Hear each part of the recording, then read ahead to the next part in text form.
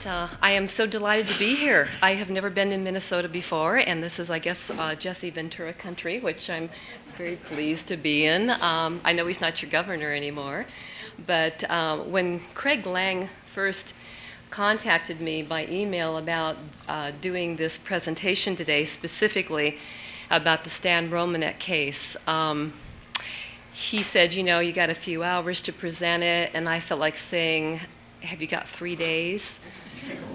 I have got so much material with me today, and we will just try to cover the most important points of this. But without going into a lot of background about myself, I've been doing this kind of work since 1989 as a clinical hypnotherapist, and began working just in the field of what I thought was general hypnotherapy to help people to get well, people to make improvements in their life. And I want to say that I probably never really expected to be so fully drawn into this subject as I have been. At the heart of hypnotherapy is something that we call, well, let me back up. When you're working with someone who's got an issue, one of the things that you do is you back them up or regress them to the heart of the issue. So what was happening for me when I first began working with hypnotherapy is that I found that people who were coming in for what I thought were normal everyday problems, such as I can't sleep, I'm really bad with relationships, or I'm afraid of needles and doctors. Well, when I started regressing these people back, little did I know what I was going to find was at a large percentage of the heart of those fears. People were telling me things like, I don't know what to tell you or how to explain this, but I'm seeing little beings that are in my room. I'm being taken to a place where procedures are being done.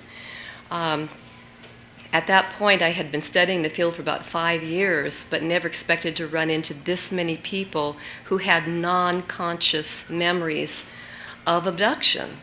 And so it really got my attention. And in this field, people say there's only 2 ways of looking at it. You're either just really drawn into it and it becomes a passion, or you run screaming and kicking from the room and say, I don't want anything to do with this.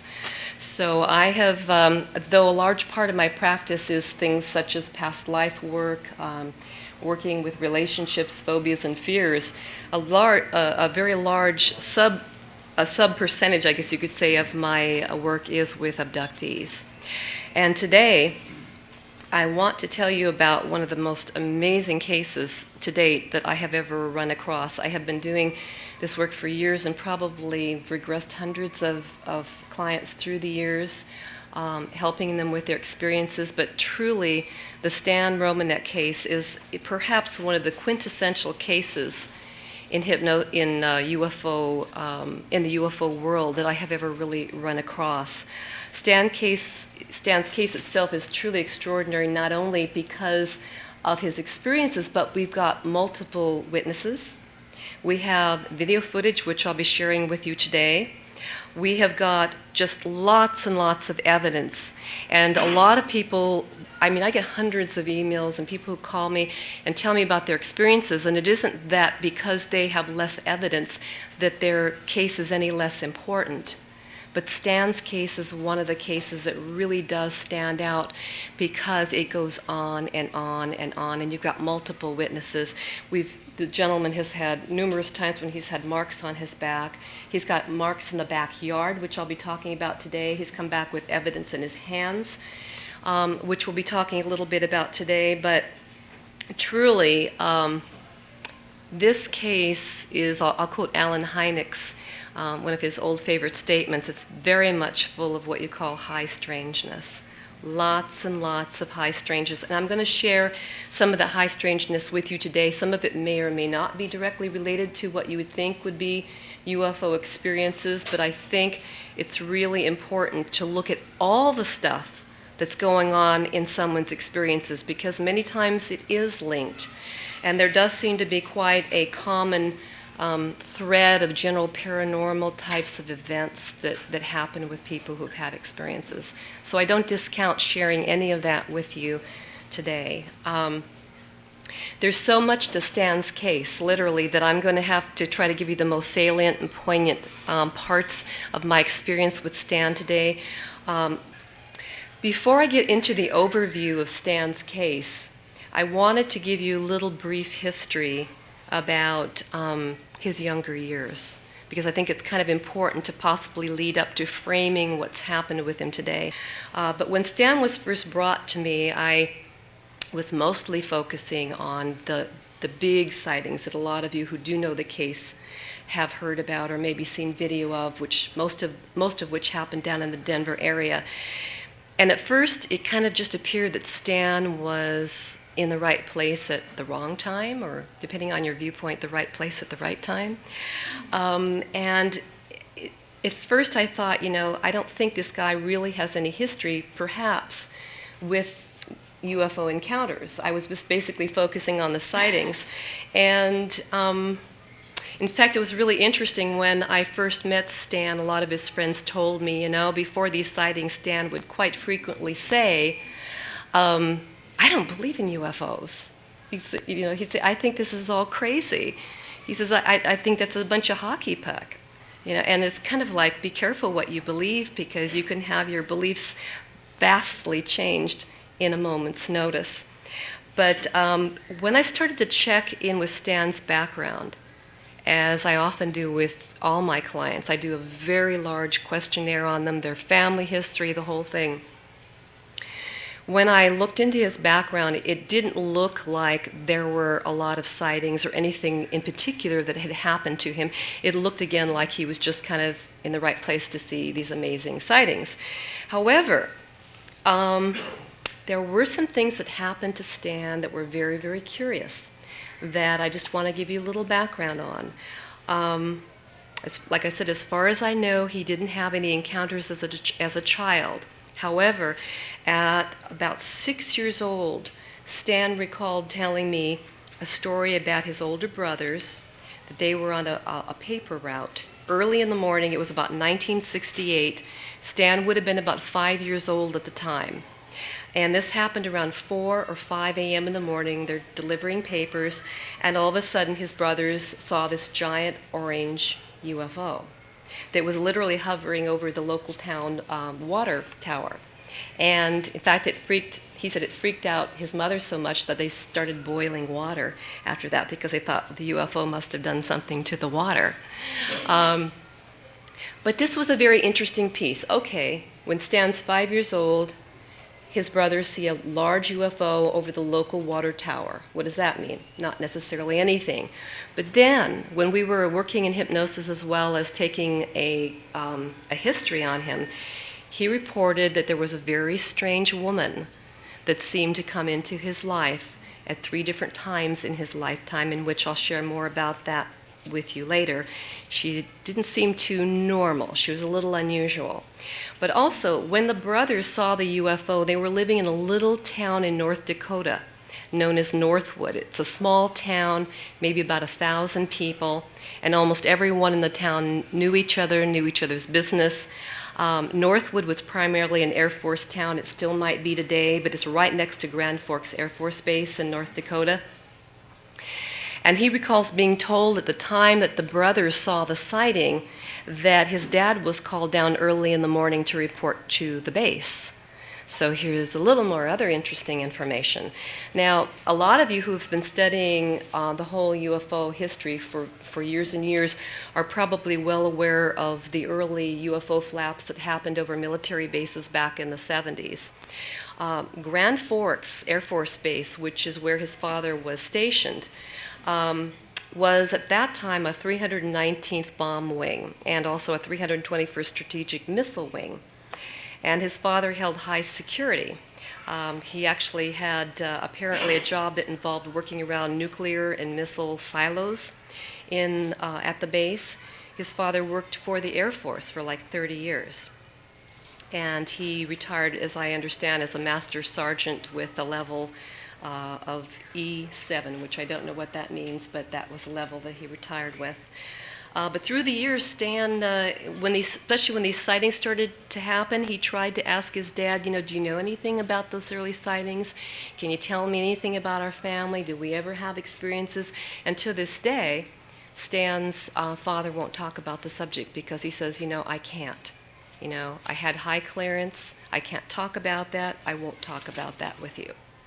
So that's a little bit frustrating to a degree, but so that kind of like adds a little bit of other interesting, what do I do with that kind of history? What's that got to do with Stan's sightings more recently? An interesting side note on these early UFO sightings around the military bases. Apparently, some of you are familiar, for instance, with Malmstrom Air Force Base. Back, I think it was 11/7 of 75 in Great Falls, Montana. That, of course, was a Minuteman missile facility, and they also noted a violation of site security. And here's what I thought was so interesting. They reported a very large, this was 1975, which would have been 7 years after Stan's brother's sighting. They reported a very large orange UFO that hovered over the base. Now, granted, there might be a lot of orange UFOs, but still, in that general area 7 years later, I thought that was just, something kind of interesting to sort of put in the gray basket for later thought. There was also a lot of other sightings during those years, 66, I believe, and 67. And also then there was a Montana flap. 1975, 86, there was 130 reports outside of Montana at other UFO bases from both Michigan and Maine. So there was a lot of stuff going on around military up in the northern section. There was also an interesting incident surrounding an unusual event that happened right at Grand Forks Air Force Base where his father worked. This one we're not so sure if it was UFO related, but it was around 3 a.m. in the morning on November 4th, 1975. There was reports of a number of shots fired at an aircraft on the SAC alert ramp, and security police responded. Later, this was kind of funny, it was believed that this whole thing might have been a deliberate incident to divert some of the attention away of some of the massive breaches of security that were happening at other Air Force bases in the area. So it was like, let's go do all this over here and shoot some guns and stuff like that so that we don't pay attention to what's going on seriously with UFOs at other Air Force bases in the area. So, but it was kind of curious because that was the Air Force base that his father worked at. And in addition, as I mentioned earlier, Stan, he was visited 3 different times as a child, I think beginning at 5 or 6, I think again at 8 or 9, and I think one other time around 10 or 11 years old by a very strange woman. This woman was very tall, she was very thin, she had very sort of bleached out white, pale, blonde hair, and unusually, in these cases, you don't hear about it much, but she had very large but peculiar blue eyes. And this woman had the uncanny ability to show up at very unusual times, unexpectedly in his life. And she always seemed to be very interested in him, not in his brothers, not in his sister, but she would say things like to the mother, "You have a very nice boy there, he's very handsome. You should take good care of him." I mean, this woman would appear, I think once it was at a parking lot when they were shopping at Christmas, once in a park in Colorado, and another time, the first time when he was 5 or 6 and he was just playing out front of his house, putting some little pebbles on top of a pedal car that he had, and she walks up the sidewalk and says, "Hi, how are you?" And it's pretty weird. To this day, I have not done any hypnotic regression with him on that to a degree, but he felt very uncomfortable talking about her in hypnosis. But what I thought I would do now, if you could turn the slide projector on, I'm just going to kind of show you a real quick, I think it's the first 2 slides I've got. Let me. Controller right on the podium there. Oh, good, wonderful. And I just kind of drew a little line up here from Malmstrom Air Force Base up to Minot, which is another, I didn't mention that. Minot also had a very large sighting of a very large white star-like UFO that appeared right over the base. And then Grand Forks, where Stan lived and grew up. So during these late 60s through 70s, you had a lot of activity in this area, which was where Stan had lived. And let's see if this works. Oops, wrong way. Excellent. And then this is just a close-up once again, of the area from Malmstrom Air Force Base to Minot to Grand Forks Air Force Base. Okay, I feel so powerful with this remote up here. This is great. So I want to, if we can actually, maybe I'll go ahead and go forward and just go to the blank, and if we could get the next video clip ready, but I'm not quite ready for you to turn it on, but in a minute I'm going to ask you to put this on. What I'd like to do now is to kind of move forward in time. I've given you a little bit of a small history about some of the unusual, just question mark areas about Stan's early years. And now what I want to do is to move forward in time to the first major sighting that Stan had. And this is some pretty raw video footage, except that we had some frames that were paused where you can see the craft up close. But this is the very first sighting that Stan ever had, to our knowledge, a conscious sighting. This happened December 27th, 2000. It happened just outside of Denver. And Stan was on his way up to an area called Red Rocks up in the mountains where a lot of concerts and things are given. He had his video camera with him, and it was wonderful that he did. He just happened to be going up there because he was going to be taking some video footage of some of the view of of downtown Denver from up at a higher elevation, and he was going to share the video with his fiancée. So he happened to be just going up the hill, and as he was going up the hill, there were high tension wires on the right side of the road, and he happened to notice that people were pulled off to the right side of the road, and they all seemed to be looking up at something, and he couldn't figure out what they were looking up at, and what I'm going to share with you now is the actual video footage of that first segment. So if you'd go ahead and play that, that would be great. Okay. Oh my God, I'm shaking like a leaf. Sure. I hope I can get this. I hope this is working. Please be working. Please be working. Okay, I gotta calm down. Mark, wait until you see this. You're gonna have a frickin' canary. Okay. Alright. I am on my way up to the mountains to take some videotape to show Lisa. And it is December 27th, I believe. And I believe this is Jewel, and oh my God, I'm shaking. Saw something kind of out of the corner of my eye, just skirting power lines. It was tilted and straightened out and shot straight up into the air. And okay, let me get a better view of where I am. Okay, here's the power lines. And if you look, oh, where is it? Where'd it go? Son of a bitch, I hope I didn't lose it.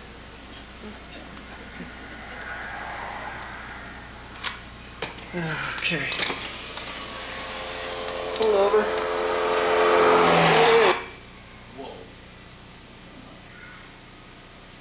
It gets better. There it is. There's a little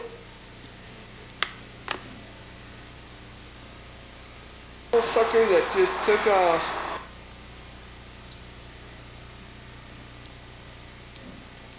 I'm trying to hold it as steady as I possibly can. Where did that son of a bitch go?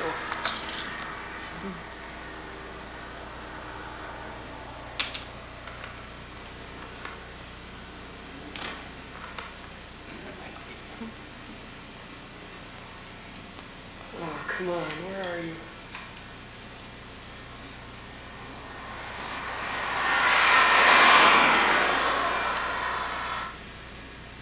There it is. Oh, I got it. I don't know what the hell it is. But Mark, you're going to have a canary. I wish I could hold this thing. Sorry, I swung.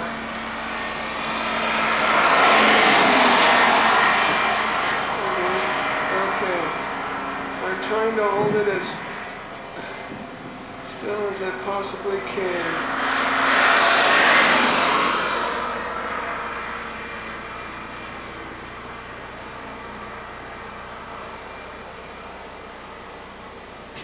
Thing just stopped. Hey, the thing just disappeared. So that was the R version of the rough footage there.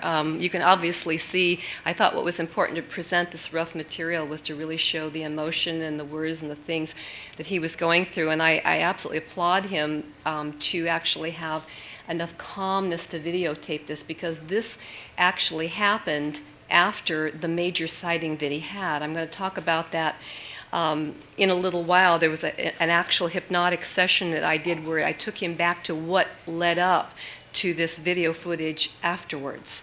So he actually saw the thing way closer than what you just saw. What you saw was probably a couple thousand feet up in the air, but there was one point when the thing was about 40 feet above the high tension wires, and it was actually rotating up. And you'll see all of that when we do the regression part of that particular event. This case has attracted a lot of media attention. A lot of people have wanted to do Stan's story, and I think, again, it's because of the richness of the evidence of this case. And what I'd like to show you now, we're going to do the next two video clips just back to back, but what I'd like to show you is some of the typical kinds of media coverage that's happened on this case. One happened to have been a channel, I think it was Channel 2 News, did this particular one back in, I think December 4th, 2001. And then also there was a segment that Entertainment Tonight did that was also on, I think it was Robert Kiviat wanted to do a documentary on this case at that time, and so they did an interview with him too. So why don't we go ahead, and what you'll see in this, by the way, are some clips of the other UFO, which seems to be a pulsating kind of a red orb. It reminds me almost of a hot air balloon. But this thing followed him around on at least 3 different instances. Also, by the way, John Schuessler saw this thing hanging out over MUFON headquarters down in Denver himself. Not right over, but kind of at a distance along the hill. So he's even seen this particular craft. And this is the one you just saw, by the way, the silver one. That's the only time Stan ever saw that, was just one time. And then within a few months, this other red orb that you're going to see started hanging out and following Stan around. So let's go ahead and play the first 2. Sightings. As WB2 News reporter Jeff Peterson shows us now, there is actually a place to go in the metro area where you can investigate the so-called close encounters. At the Mutual UFO Network, they keep their eyes to the sky. We don't call them flying saucers. We call them unconventional flying objects. They're doing things that we can't do, and they're flying in ways we can't. Witnesses. John Schuessler is now retired, but for 36 years he worked on projects like Skylab and Gemini for NASA. When it came to UFOs, he was an avid skeptic. Not anymore. Friends of mine in the space program saw and interchanged with UFOs. And secondarily, I then went out and met airline pilots and the like that were the people I knew and trusted, highly skilled people, highly credible people that had the same thing happen to them. At their offices, you'll find pictures, newspaper clippings, magazines, videos, and even models of flying saucers. They hope you'll find some answers as well. The latest sighting in Colorado, how about September 30th, 7:45 p.m. at Stonehouse Park right here in Lakewood, where 30 to 40 people right here during a birthday party look over toward Estes and Yale, watch a bright object following a car, then they watch it for 15 to 18 minutes as it flies up into the sky to the west. And get this, 3 different people captured it on videotape. Wow, thing's weird. Well, we consider this a pretty major sighting. You can still see it. Whoa! There's some unusual things about the video in that when the UFO goes into the clouds, there was some eruption of lightning. Hey, here's some more people. I just want to make sure I'm not nuts. I don't know that anybody knows what it is. I know what it isn't. There it is. I'm Jeff Peterson, WB2 News. Thing that's been followed. For more information on the Mutual UFO Network, you can call 303-932-7709, or we have linked their website to ours, WB2.com. By the way, they say they get an average of 100 to 150 sightings worldwide. Every month, I think it was. I don't know about every day. Maybe every day. Here's the next one. Session with extraterrestrials and our Entertainment Tonight cover story. There it is. There's the thing that's been following me. I want you to understand this is probably the quintessential alien abduction / UFO case ever on record. Wow, that thing's weird. We're told this mysterious light in the sky was shot in Colorado last September.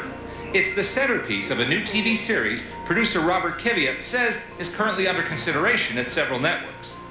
NASA's people that I'm talking to right now is saying either it's a secret military craft, surveillance of some kind, or it might be for the first time that word that we rarely use, extraterrestrial. Did you see it too? Oh, it was incredible. It was right over our heads practically. The man who shot the video, Stan Romanak, claims he's been abducted by aliens and has recently undergone hypnotic regression therapy in an effort to better remember his alleged experiences. She believes he's really having memories of being abducted by alien beings. Hollywood is cashing in on aliens this summer with Will Smith and a host of ETs in Men in Black 2. And opening in August, it's Mel Gibson in Signs, which explores the possible supernatural origins of these crop circles. I have a basic belief in supernature, in a nature that exceeds and is higher than our own. Kiviat believes aliens have already sent us a sign.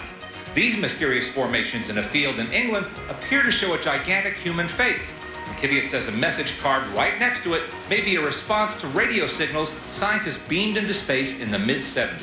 It would be far too narcissistic to assume that in this vast universe that we are the only intelligent life. While it's difficult to discern what's real and what's a hoax, it's clear the public's fascination with extraterrestrials is never ending.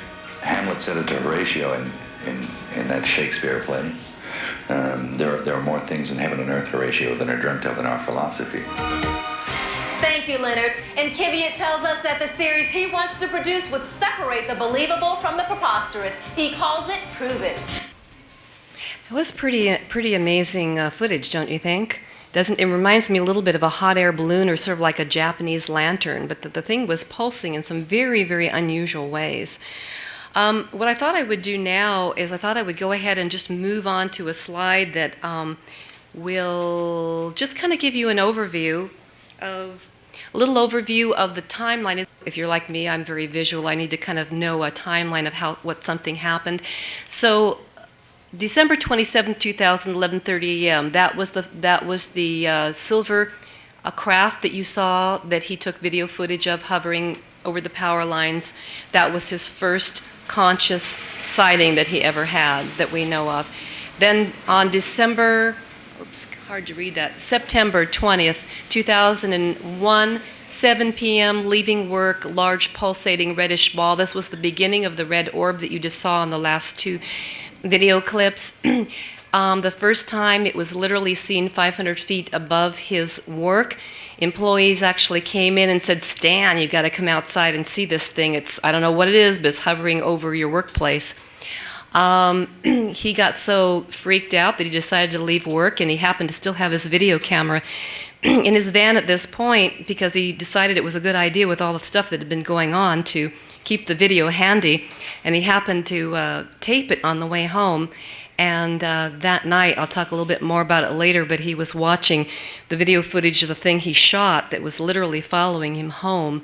And that night, he went to bed late and had a very strange dream, which later when we did hypnosis turned out to not be a dream. It was a very peculiar event. So that was the second sighting. And then September 22nd, 2001, about 9 p.m., this one was particularly important because there were lots, even more witnesses with this one than there were the people who were at work the first one. This one was at Daniels Park. They estimated the size of it to be 30 feet in diameter and only 40 feet above the treetop levels. In the park, you had lots and lots of kids present and little kids pointing, going, "Look, Mom, aliens." I mean, this was amazing. And MUFON down in Denver has also got eyewitness reports and drawings from children who also saw it and drew it very, very similar to the actual footage that you just saw. So this is a very important case. This last episode, September 20th, 2001, 8 p.m., this was the last time he saw the reddish ball craft. This was, again, very, very amazing because he was on his way home, and as it says here, a beam of light shot down from this UFO. It was, again, that red orb and a bluish-green like beam shot right down, and one witness practically probably lost his dinner if he had any dinner, because he saw the beam sweeping through the van. It looked like it was doing some kind of like search to see like what's inside there. And a stranger saw this going on. So wherever Stan went, it seemed during this episode that, or this time period, this UFO just really wanted to be watching him. And then the last thing we're going to cover today in the most recent things is on 11/18/2002. This was particularly very, very interesting. It was what we feel was definitely an abduction case in which he was locked outside of his home. In the morning, there were circular marks on the lawn, which we've had tested. And I'm going to go into lots more detail about all of these things, but I just wanted you to kind of have an overall timeline so it kind of put it in perspective for you.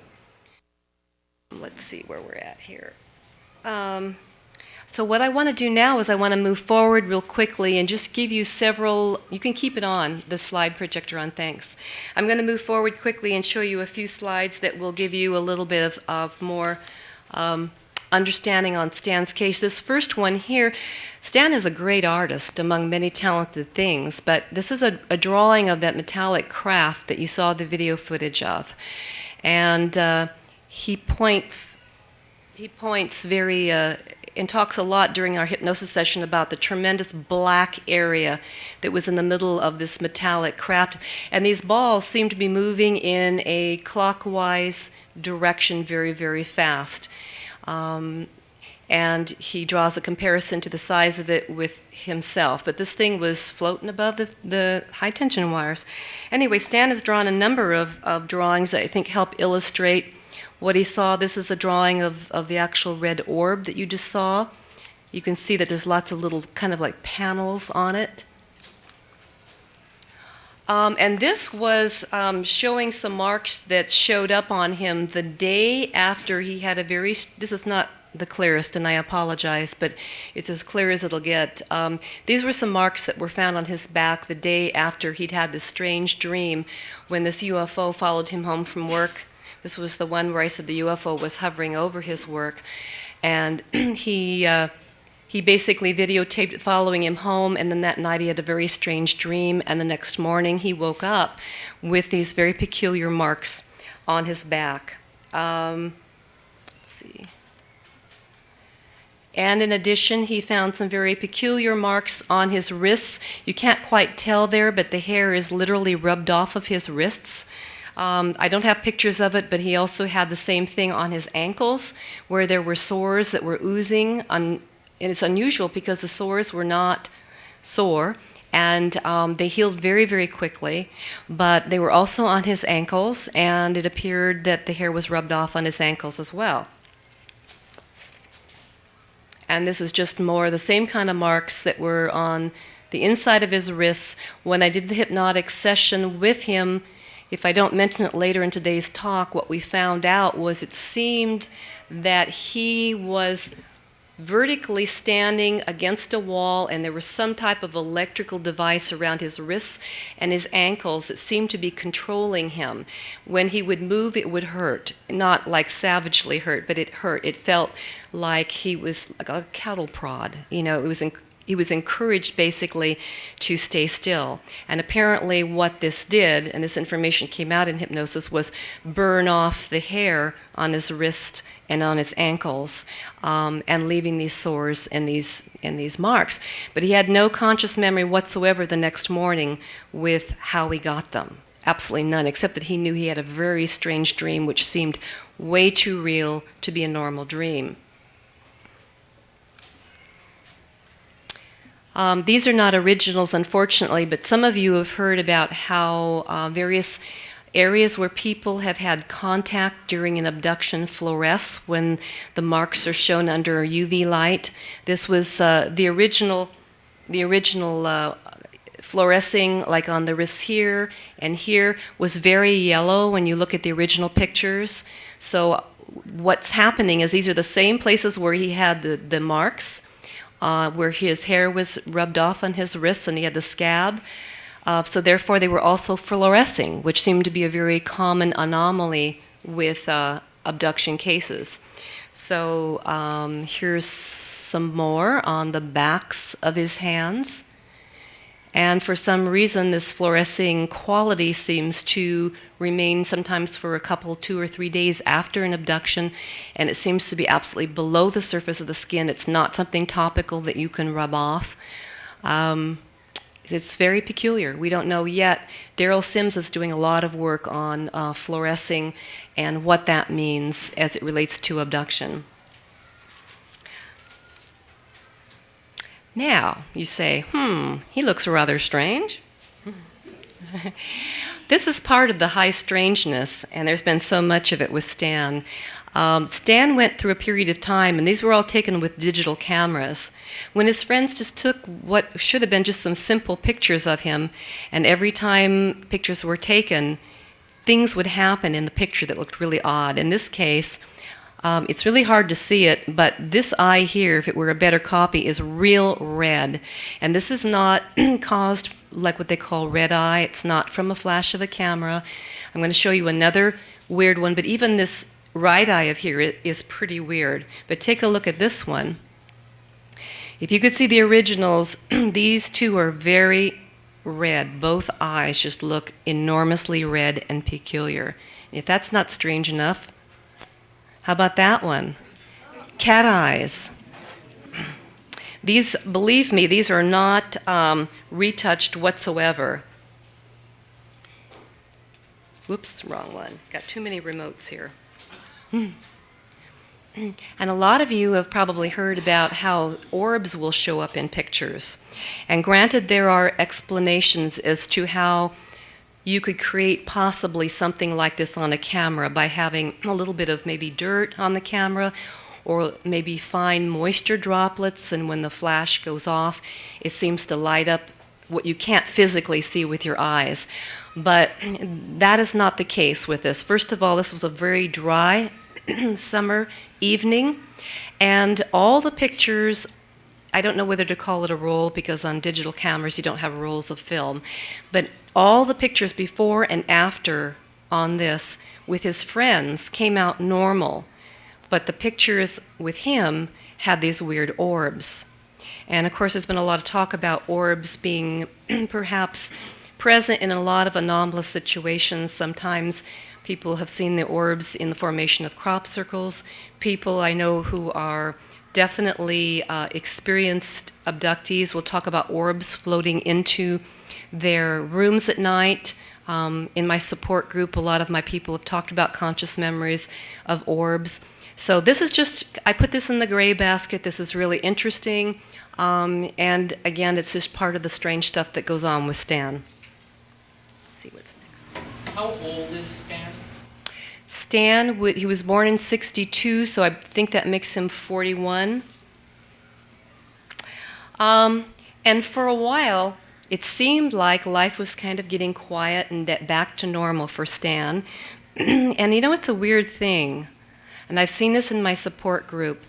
But it's like people who have these experiences, while a lot of them, not all of them, are terrified by the experiences, and while they want to know more about them, and they'll often say they don't want them to continue, when it gets real quiet, a lot of them will say, you know, I miss them, or I want to know more about it, or it's so boring, nothing's happening, you know. And I kind of, in a way, put Stan in that category, but there's a lot of people in my support group that are that way. You know, I'll ask them, if you could go back and change your history and have none of this ever have happened to you, would you? Some say yes, and others say no, because I think it's partly who I am today because of my experiences, or it's profoundly changed my perspective on life, or I really just want to know a lot more about what in the heck's been happening to me. So Stan is kind of like those those people, in that he has expressed when things got normal and quiet that, gee, you know, life's too quiet. So anyway, for a long time it was very quiet, until one morning about 3 a.m. And I think this goes back to November 18th, 2002. This was a time when Stan woke up outside, 3 a.m. in the morning, dressed in nothing but boxer shorts. Now, November is a pretty cold month in most states. He was locked out of the house, couldn't get back in. He found himself out by an apple tree in his backyard, and he began banging on the window to get his wife's attention. And finally, she let him in. And when she let him in, she noticed that several things. One, he had some very, very, let's say, rough and sore, really sore-looking marks on his back. He had a very strange substance in his hand, and he was very, very nauseous. And he had no idea how he got outside. Again, the doors were locked, so if he went outside for whatever the reason, he would have had to lock all the doors on his way back. And what's really interesting is, I'm going to go ahead and go to the next slide and just show you, this is a picture of the substance that he brought back in his hands. I don't know whether he made a conscious decision to bring this substance back, but he had it in his hands, thank goodness, and he took pictures of it, and we have had it tested. And again, it's so unusual in cases for people to come back and have any kind of physical evidence. So this was really screaming to be tested. So what we did was we had some analysis done on this particular substance a couple of different times. Some of you might be familiar with analytical scientist Phyllis Budinger. I think she's with the Frontier Analysis Limited in Ohio, and she does a lot of testing for MUFON. And these results, I'm going to give you a summary of, came back in May of 2003, and they did a lot of different kinds of testing on this. It involved a lot of modalities, including X-ray diffraction, microscopic analysis, spectroscopy, also infrared analysis, elemental analysis, and also in analyzing it, they used a Geiger counter to check to see if there was any kind of radiation from it, as well as a powerful magnet, because they wanted to see does the substance have any magnetic qualities. And they also, last but not least, did both long and short what you call UV waves to test for the fluorescing qualities of it. And here's what they found. First of all, the substance did not exhibit any kind of radiation. It did not have any kind of magnetic qualities when a magnet was put up to it, or fluoresce under UV lights. However, under a microscope, there appeared to be both dark and kind of like dark gray and light gray layers. I don't have a picture of it, with lots of very fine little, almost like needle-like substances in it. And here's what's really interesting. The dark gray substance, as well as the light gray, both had predominant amounts of elemental bismuth. And I don't know how many of you are familiar with why that might be important, but I'll talk a little bit about that in a few minutes. There was also smaller amounts of aluminum, actually aluminum silicate. And even though the light gray wasn't as strong in elemental bismuth, the predominant amount of the elements within it still was bismuth. But in addition to the aluminum, it also had silica, magnesium, oxygen, calcium, and carbon. The material seems to have also been exposed to a very, very high heat. It appears when you look at it, I had a bag of it before I sent it off to the lab. It was very, very powdery. It almost reminded me of like a powdered volcanic, like volcanic rock or like pumice stone. And an interesting note is that it takes, I think, a temperature of 529 degrees Fahrenheit to melt bismuth. And I'm not saying that this was necessarily melted, but it was exposed to a very high heat. So if we back up and look a little bit at, okay, what does all this mean? If we look at what are some of the industrial uses for bismuth, is there a terrestrial explanation for how he might have come back with this bismuth in his hands? And there are a lot of uses for bismuth in everyday society. In fact, they include, among many things, pharmaceuticals. They include medicine, cosmetics, components of low-melting fusible alloys, catalysts. It's also used as an additive to improve machinability of steels and alloys. It's used for coating selenium. And interestingly, also thermoelectric materials, magnets, permanent magnets, and in semiconductors. So that may or may not mean much, but one of the interesting things about the qualities of bismuth is that it was found to be what you call diamagnetic. In fact, it is one of the most diamagnetic elements known. And I didn't know at the time what that meant, but diamagnetic is a property whereby a material is repelled from both poles of the magnet, from north and south pole, equally repelled. And even though that effect is very, very weak, I found that kind of interesting, an interesting little quirky aspect of bismuth. But the bottom line, $64 million question is, if we could figure out, and I'll give this to all of you to get working on too, and some of you may have backgrounds in working with minerals and this type of thing, or physics backgrounds, but the question is, what qualities does this substance have that might have been used in some aspect of the abduction? I think that's the really important question. He's come back with it in his hands. He very clearly, in my mind, had an abduction. Why did he come back with it? What does it mean? And in what stage of the abduction process, leading up from the abduction to whatever happened to him to coming back, did this play a part? And I think we need to look at what are the uses of bismuth to kind of perhaps begin to put a picture together of how that might relate. One of the biggest problems that really we're facing at this time as far as testing the bismuth and figuring out what it is that this material is commonly used in industry. There are many industries out there that have become very, very specialized. And it would literally take probably hundreds and hundreds of hours to research online technical and industrial internet sites, how bismuth is used. To search that to that level and to that extent could take any researcher hundreds and hundreds of hours.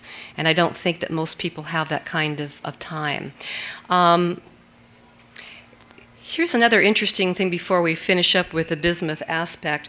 It's really kind of curious over the last 20 years that bismuth seems to have played a very interesting part in free energy, anti-gravity research, and also in the UFO community. In fact, two very curious connections. One from, a lot of you have heard of the famous Arts Parts that were an alleged fragment from the famous Roswell crash that was researched quite a bit during the 90s. And there's some questionable research, of course, with a lot of, in the anti-gravity community, where they claim to have witnessed anti-gravity effects by electrifying bismuth. So, gosh, if that's true, if you could electrify bismuth and create an anti-gravity effect, I'm not a physicist, but I begin to think about, well, how might that relate maybe to levitating people or doing any of those kinds of things? I mean, this is really very interesting stuff. So what we're hoping now is we're hoping that we'll be able to get some more funding to do some further research on this particular substance that he brought back with him. The problem is, of course, at this point, we have very little of the substance left, and every time you do testing, you lose a lot of the substance in the actual testing. So. And these were the marks that were found. I'm going to go to the next one, which is a little bit closer. These were the marks that were found on his back the next day after that November 18th, 2002 abduction. They seem to be very oozy. They almost look like laser burns. A doctor looked at them and he had no idea where he got them, and Stan wasn't about to tell him.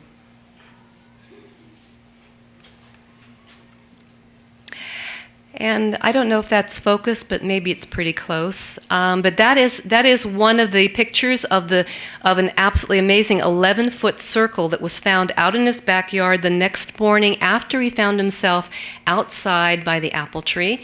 Here's another one. The one on the left side is a regular picture, and the right side is a negative of the same picture, so it's reversed colors. But you can see the absolute perfect circular impression that was in his yard. This was 11 feet in diameter. We've had this tested, the grass and the soil, and I'll tell you a little bit about that in a moment. What we did find out was that basically the soil was extremely dry in the area. When it was very, very parched, which seemed to suggest that it was exposed to very high heat.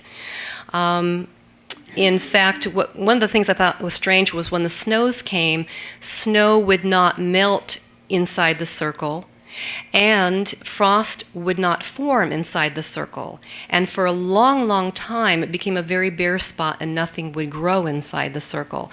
Now, I don't have any other pictures to show you, but this is right up against the edge of his garage. And there's an overhang on his garage where the circle is actually underneath the overhang to a degree, which suggests that whatever this was, it couldn't have come straight down. It had to maybe come down at an angle. But our question, of course, is, and we haven't done a follow-up hypnotic session on this event, what is that? How does that circle relate to his abduction? Is this some way that he was taken up and returned? We don't know. But the grass seems to show a lot of anomalous reactions that are typical in these kinds of cases and show a lot of very similarities to crop circles that are formed. I had a lot of this done, this initial grass and soil sample testing done by Dr. Levengood, and what he said at the very end was that he felt that this dirt must have been exposed to some kind of microwave energy at a wavelength that was capable of penetrating the soil. So he thinks it has something to do with microwave energy. That was the bottom thing he came up with. And there's a lot more to the soil testing, and I don't have time to go into a lot more about that right now.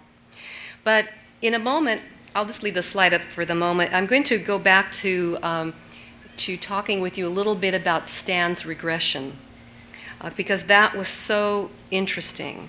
I spent 3 or 4 hours with him initially back in June of last year, doing this very, very long regression session. And one of the things that I want to tell you about my work, and I'm sure that Craig Lang can identify with this too, and that is I never, ever lead my clients.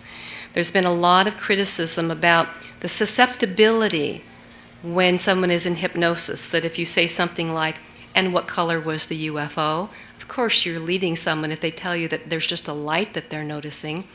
Well, I was very, very careful in not leading him. All of my questions were always very general, very open-ended, such as, "And what did you see next? And how do you feel about that? And why is that important?" If you hear me saying anything detailed to him in these sessions, it's because this is information that he's given to me consciously before the session. And he already knew it. So I was just feeding him this information back. But I never led him in any way at all. The first clip that I want to share with you, which will be the next clip on the videotape, is after his third sighting. And this took place in the Denver area September 20th, 2001, right after work around 7 p.m. This was the one we were talking about a little bit earlier, where he saw it right over his work. This involved the red balloon-like craft that you saw in the first 2 clips that I showed you. And in our session, he expressed the fact that he was really afraid that whatever these things were, that they wanted something from him. And he was still reeling from this first event of the metallic craft 9 months earlier. So he'd had 9 months of nothing, and then there was this third episode. And when he saw the silver craft up at the Red Rocks, as you saw, he was just really freaked. But in a moment, I'm going to share this next part. And during hypnosis, what I did was I took him back to the night when he said he had this dream, the night when he went up to bed and he woke up with the marks the next morning. And he said, "Gosh, that dream was just so incredibly real. It was like nothing I've ever had before." And what I did was I took him after he went to bed, and I simply had him observe himself sleeping.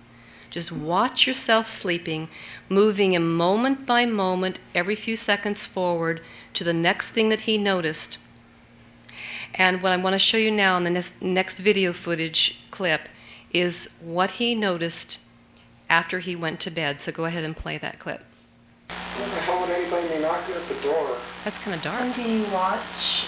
What do you watch as you notice that you hear this out front? What do you do next? What do you watch yourself do next? I'm getting up. See, maybe there's a fire. Maybe there's an emergency. Do you normally get somebody knocking at your door in the middle of the night? No.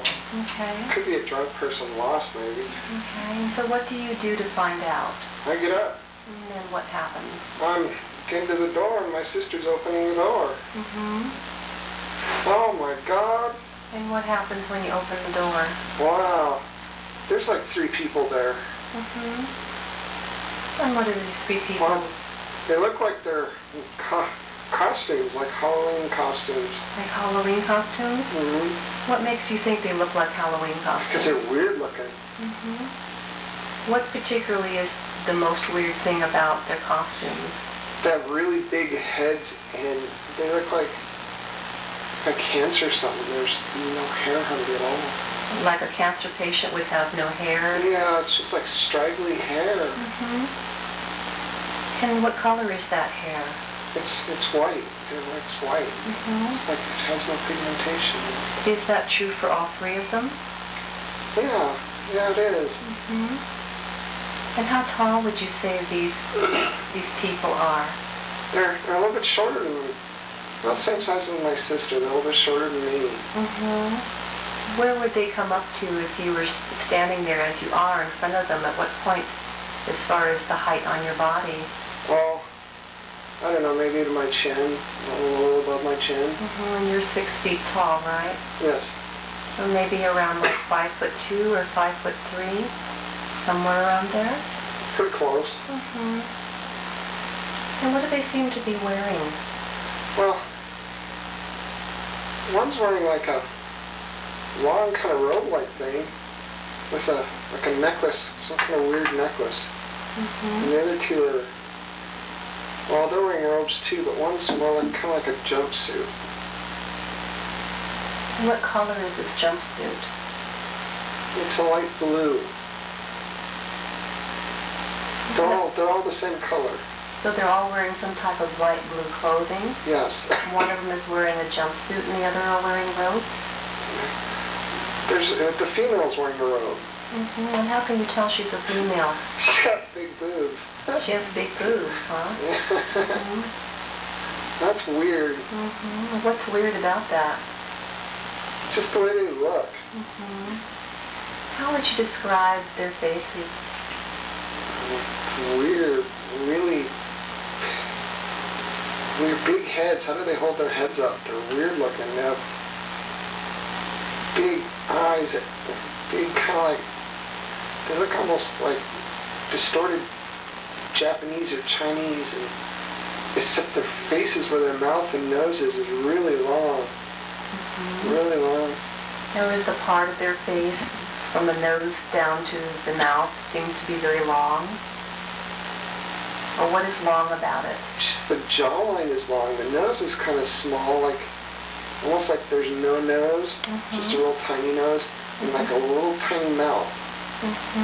They have lips, but their lips are really tiny too. Very tiny. Yes. And a nose that's really small, does it stand out, or is it? No, it's just like a real tiny nose. How do they breathe? As you can see, Stan has a great sense of humor. I will show you a slide of what he thought those beings looked like, but at this point in our regression, Stan reports that the beings actually come in. They push his sister aside, and he's telling her literally, quote, "Don't let the freaks in," unquote. That was his language. He said she just stands there. His sister just kind of stands there, and he's just looking kind of stupid. He has just sort of like a love-hate relationship with his sister, and he sometimes isn't so kind to her. But he says she just stands there looking kind of stupid at the door.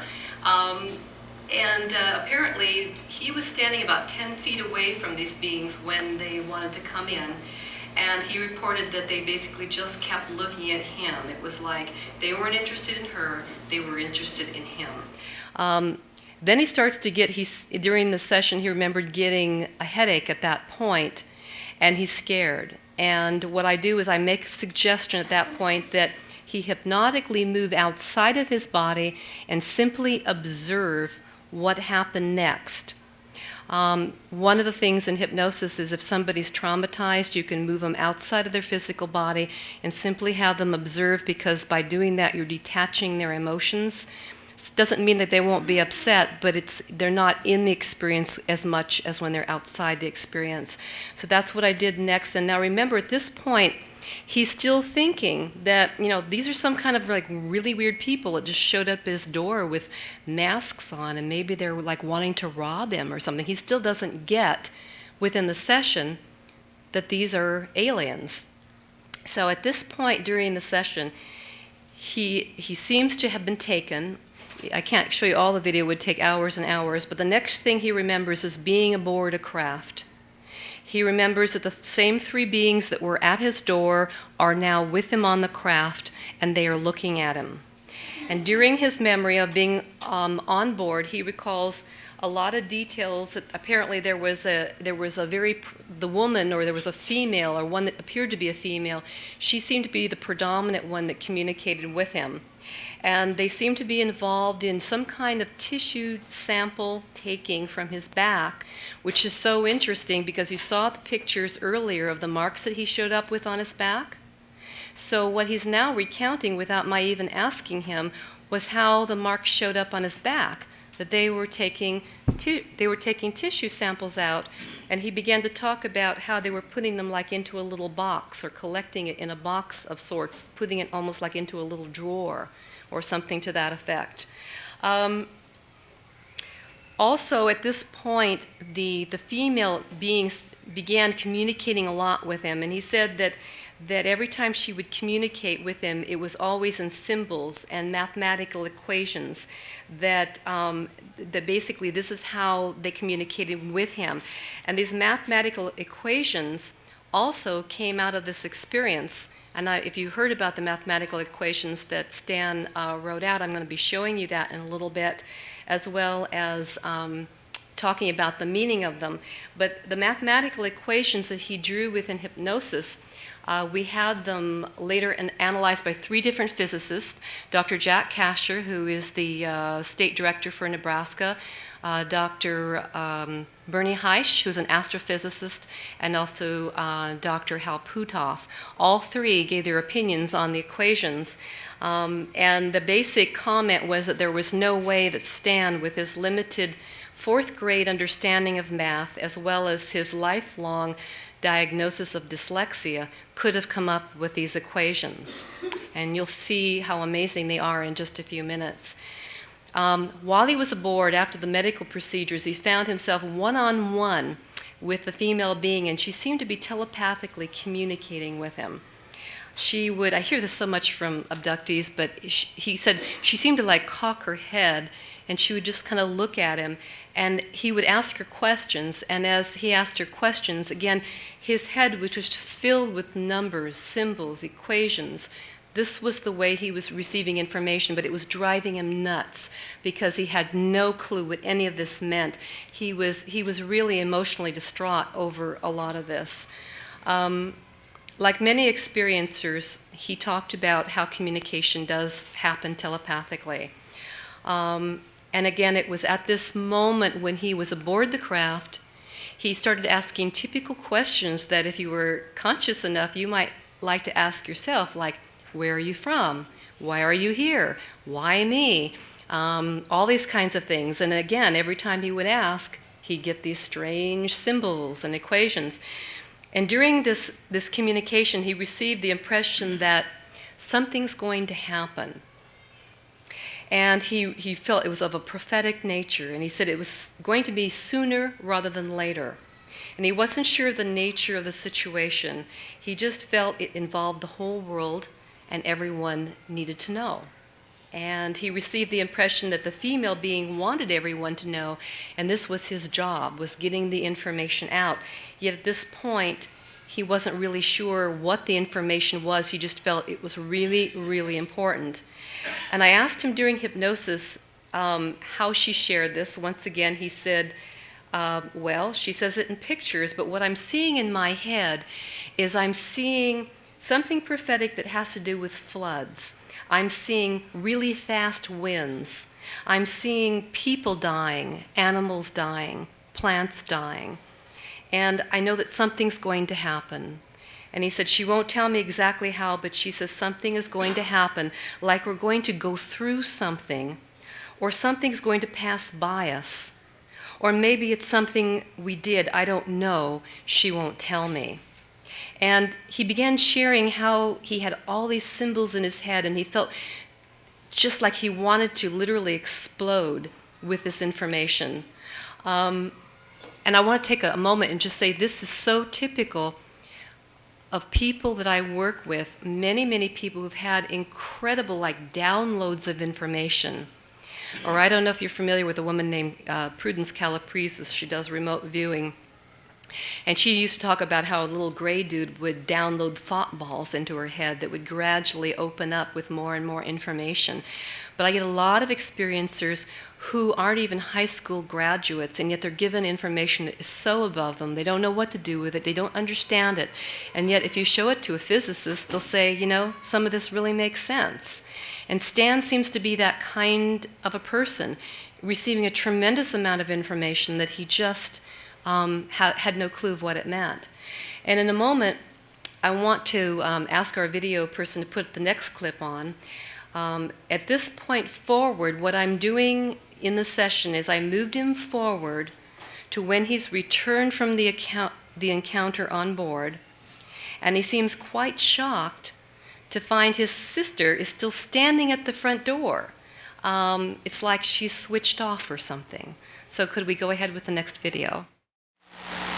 And just for a moment, anything else? I'm going inside, and my sister's still standing there with a good look on her face. Where is she standing? She shut the door, and she's standing by the door, just standing by the door. So all this time while you've been gone, your sister's just been standing by the door? I think so. Mm-hmm. She looks silly. Mm-hmm. What looks silly about her? She just looks like she's standing by the door waiting for something. And How would you describe the expression on her face? Just blank. So there's no particular expression on her face? No. So when you go back, the door is still open, or did she just shut it? No, it's shut. The door's shut. Can't believe she's still standing there. That's silly. So at this point, you've come down from the balcony, now you're back in the house. Oh, yeah, I'm going to go lay down. Okay, and what happens after you see your sister? She gets up, she goes to bed. She just goes, lays down again, and I go lay down and fall asleep. And do you say anything to her? No. I just kind of look at her and kind of laugh because she looks stupid. And does she say anything to you? No, she just goes straight to bed. The two of you go back up to bed.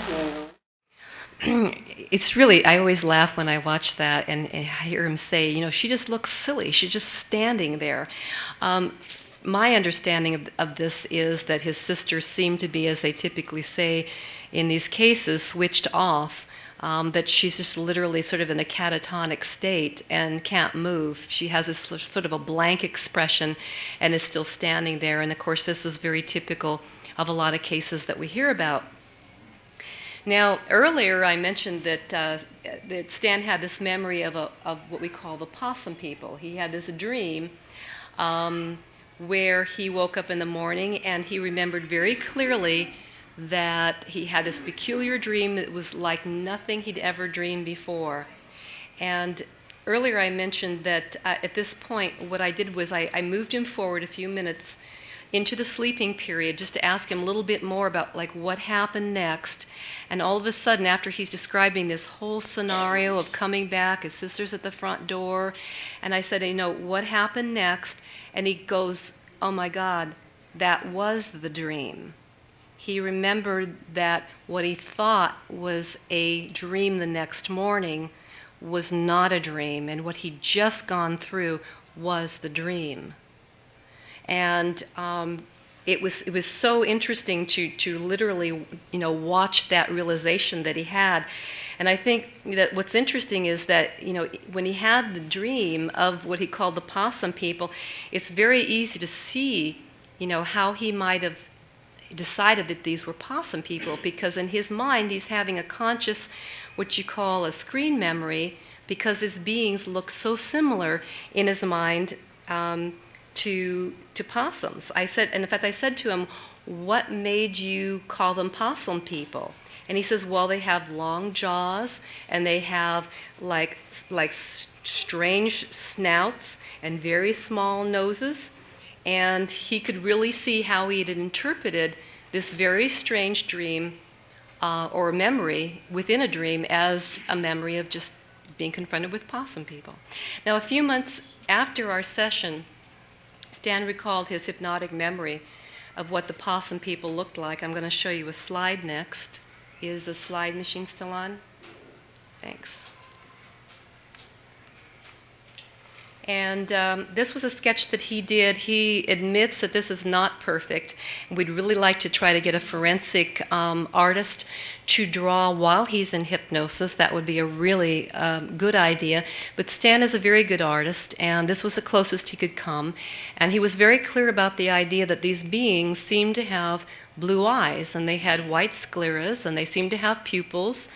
And you could kind of see by this drawing how he might have interpreted these beings as being possum people. Our memories are not perfect.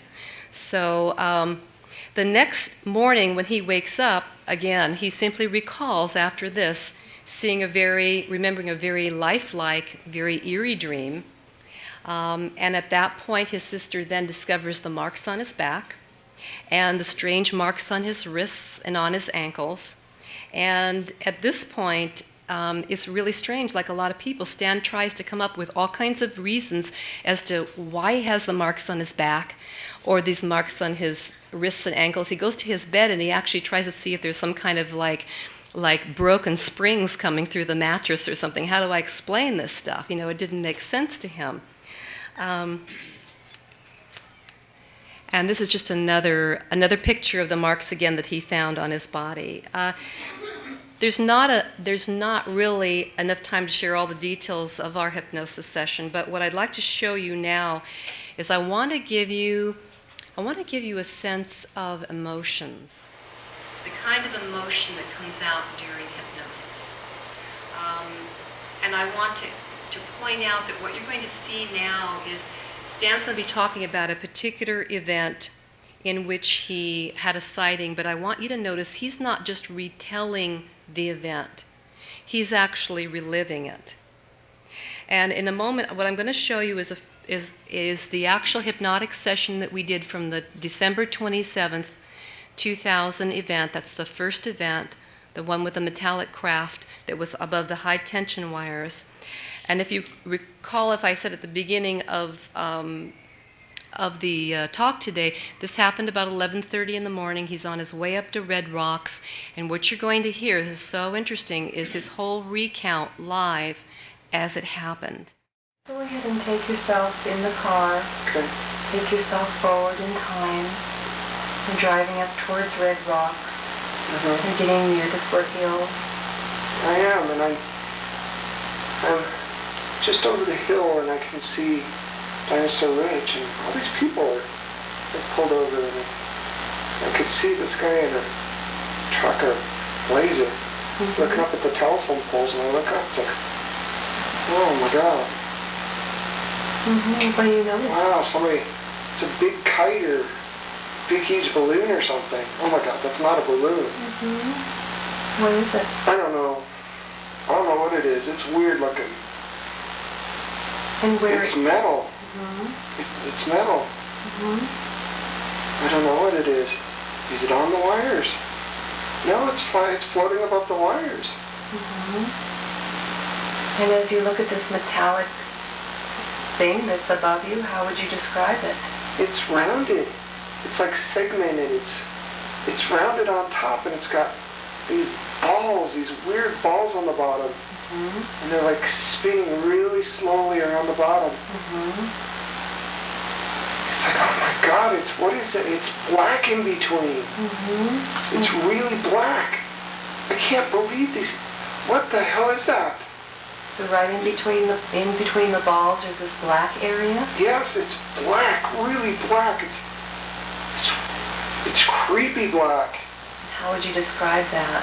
I can't. I've never seen anything like it. It's no light at all. It looks like it goes on forever. And this is like early in the morning, like 11:30, late in the morning. It's about 12. Mm-hmm. It's about 12 o'clock, I think. And there's this blackness in the middle that's very different from anything that you've seen. The whole thing's tilted forward. It's like almost like a real rounded pyramid, segmented kind of thing with these round balls rotating around the bottom. Mm-hmm.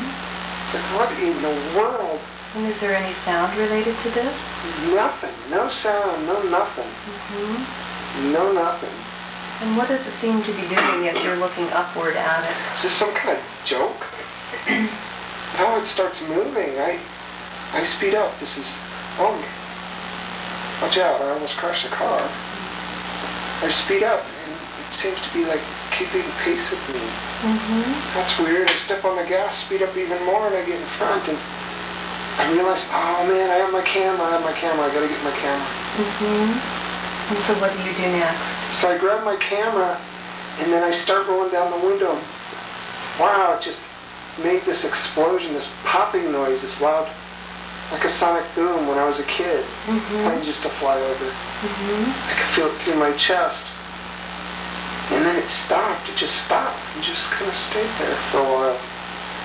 And I try to get my camera out. I try to get it through my windshield of my car. Mm-hmm. It's like, oh, Mark, you're gonna have a canary when you see this. So at what point does it make this sonic boom? When I rolled down the window to try to get a better look at it, it like straightened up. Mm-hmm. It just popped. So it like rotated back up? It was tilted forward and then just rotated up and popped. Mm-hmm. And you can almost feel that sound going through your body. Oh man, my heart's pounding so fast, it feels like it's going to pound out of my chest. Mm-hmm.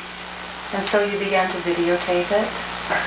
I tried to get it, it was out there a ways, and I got it, and I couldn't get my damn camera would not, I was shaking really bad, I couldn't get it to focus. Mm-hmm. I couldn't get it to focus, it focused. I got it. Mm-hmm. There it is. And how would you describe this metallic finish on this strange craft? Like black metal, like black burnt, shiny chrome almost. Mm-hmm. Would you say it was shiny or dull? It was shiny. Mm-hmm. It was shiny. Mm-hmm. And had you ever seen this particular thing before? Never, ever. I've never seen anything like this before. Mm-hmm. It's like, oh my God, I saw a UFO. Mm-hmm. Interestingly enough, after that particular sighting, there were several witnesses that said they saw two jet fighters fly overhead. They seemed to be chasing the UFO or seemed to be going in that direction, which was very, very interesting, but unfortunately we haven't been able to verify the authenticity of that, and of course, what Air Force Base is going to tell you, yes, you're right, we were chasing that UFO up there that day, but it seemed rather coincidental. Also, did you notice that when he was going through that, what an emotional reaction he was having to that, like, oh my God, and he was talking about the blackness underneath that UFO. I mean, he was talking about it was just a black that just seemed to go on forever, almost very ominous in some way. But it was, you could just, one of the things that I do when I'm a hypnotherapist is I really watch people's body reactions, watching him breathe, watching him move, watching what he's doing, watching his reactions. And a lot of that part of the session you could see he was actually driving. Oh my gosh, I almost crashed the car. He's very much a deep, hypnotic client. He goes almost into a somnambulant state. Not too many people, maybe 20% of the people will go that deeply, so he's actually reliving it, not just recounting it. Now at this point, I brought Stan completely out of hypnosis, and he began sharing that he recalled finally a lot more about the symbols and the mathematical formulas that he'd been given. And he says, gosh, now I can see them so clearly in my head, I could like describe them. And I said, could you write them down? And he says, oh, yeah, I could. So with that, I gave him a piece of paper, and it was a great big piece of pad of paper, and I gave him a pen, and in about 5 minutes, he began to write out a full page of equations and symbols. And it was amazing to watch how specific he was as he wrote this out, like he'd written it out many, many times. He was very thoughtful. He was very specific about it. And I'm going to move you forward to the point when Stan has just completed that page of equations. I'm going to have the next video clip in a minute. But what I really want you to notice in this next short clip, this is really important. He's just finished the equations, but what I want you to notice is the tremendous emotion that Stan feels. He is like flooded with the emotion of what the heck does this mean, and you know, what am I supposed to do with it? Yes. Was he still in trance when he drew this? Yes. He was in trance. Okay. Yes. Did you put him back into trance to do this? No, I'm sorry. You asked if he was in trance. No, I brought him out of trance at this point. I said, can you now write what you remembered aboard? Because he was in hypnosis. He says, oh my God, I can remember everything clearly now. So I said to him, could you write it down on paper? And he says, absolutely, I could. So I brought him out of hypnosis. I handed him a pad of paper and a pen, and I said, write what you remember. And it took him 5 minutes to write that. There is a process I do in a little while where I actually have him do it within hypnosis, but this is out of hypnosis. So again, this is a short clip. Let's go ahead and play it and just watch the emotion.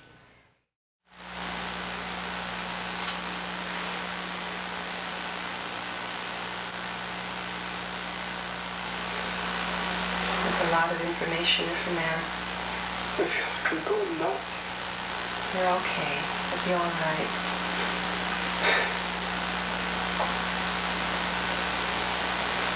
The more you bring this out, the better you'll feel. You'll just be able to help release it and let go of it. I don't know what any of this means.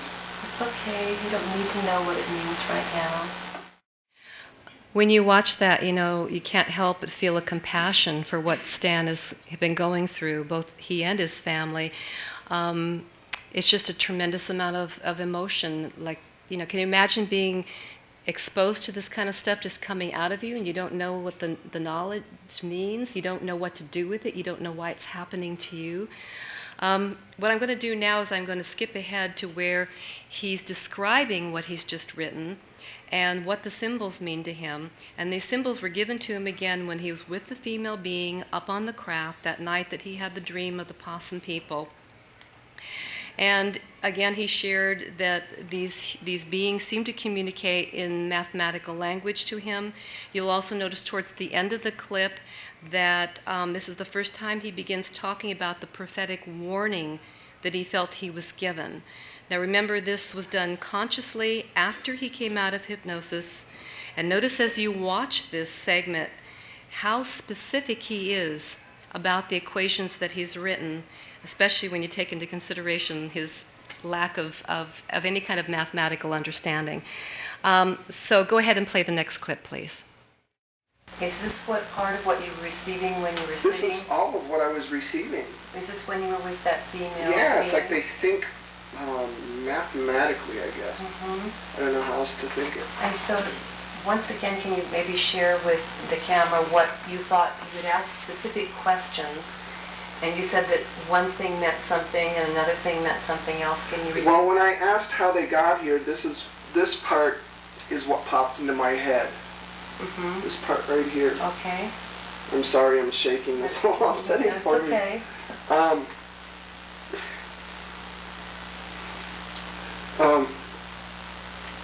And then when I asked where they came from, this part right here, I think, is where they came from. Mm-hmm. And I have no idea what this part is right here. Mm-hmm. I don't know what any of it means or what any of it is. And you said something about dreaming. You hadn't put that down. You said something about dreaming, something about this. I dreamt this last night, and I started kind of becoming obsessed with it, but I just kind of put it out of my head until I know where these came from now. Is this the first time you've ever dreamed about something like this? Yeah, well, I knew they like communicated somehow in my dream or whatever this was, but I didn't know exactly how. I couldn't have any way of explaining it other than this is what it is. Mm-hmm. So you knew when This is a little, this actually should be like this.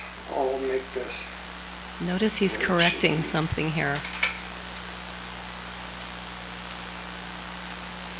This one will go for edges.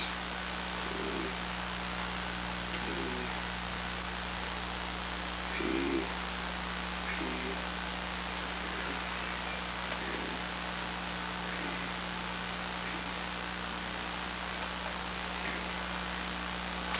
That's the real way it looked, but I kind of improvised so I could draw it better. Okay, so I'm not sure, maybe you can hold it up better than I can at my angle.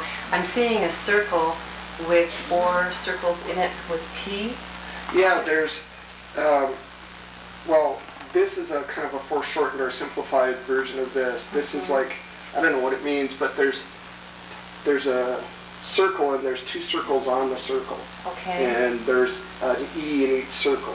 An E. And then there's 4 circles inside the circle. 2 of them, one across from each other, is P, and the other one is N. N. N. Okay, and you don't know what those stand for? I don't know what any of this is. I have no clue. And you started, and you had a dream about I this think last this night. means, I take that back. I think this means moving forward or accelerating forward. And what does that relate to, do you think? You don't know at this point. It's just the first thought that comes to your mind. Yeah, it's the first thought that comes to my mind, but that's it. Okay. I don't know what this means. Maybe you can tell me. At one point you were talking about a triangle, was an upside down triangle. That's I it, see yeah. that, That was somehow related to the information that you were receiving. Yes. And as you consciously think about some of the images that you received hearing scary. about the future. Oh, that's even scarier. It's, I also didn't mention, or maybe I should mention, that she gave me the thought this in my dream that not all of these, there's like bunches of these different things out there, just bunches and hundreds and hundreds and What do you hundreds. mean by things? I don't want to say aliens. Beings of some Yeah, sort? I don't want to say that though, because I kind of don't believe in this. I understand. And not all of them are good. That was the feeling you got from her? She was warning you in some way? Yeah, they were warning us. Not all of them are good. And also that something's going to happen, and I don't know when. Maybe in December. They won't tell me. They won't tell me what either. All I know is I got something about photons, something to do with a photon stream or photon belt, but just briefly, and then or something passing by us, really big, and it like the Earth flipped or turned or. So that was the feeling that you got from what the information. Because I couldn't understand what they were saying. I mean, it was so way above me. I think one of the things that you'll notice about Stan is he is so innocent, and this guy is really bright in so many ways and yet very childlike, and I just really had to laugh, and I think all of you did too, when you heard him say, well, I don't want to say, it's like, I don't really believe in them, I don't believe in aliens.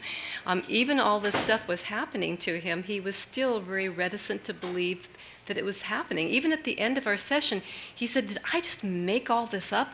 Or is this real? Is this really happening? And I think a lot of people, I see Craig shaking his head, that he hears that a lot with people. Usually for about a month afterwards, for a while, they decide they made it all up. Yeah. It's more comforting that way, isn't it? What I found so interesting was, did you notice I kind of put the little red laser up there, how he had taken for a moment and created the longer version of this first line of equations, yet he still didn't know what any of that meant. Now at this point, I suggested that we do some hypnotic writing. And actually, this is a process that allows a person to write what their unconscious mind knows without putting them through a lot of undue trauma. It basically bypasses the conscious critical mind, and you make a quick suggestion that the hand is numb and that the hand basically is a little robot and will write whatever the unconscious mind knows.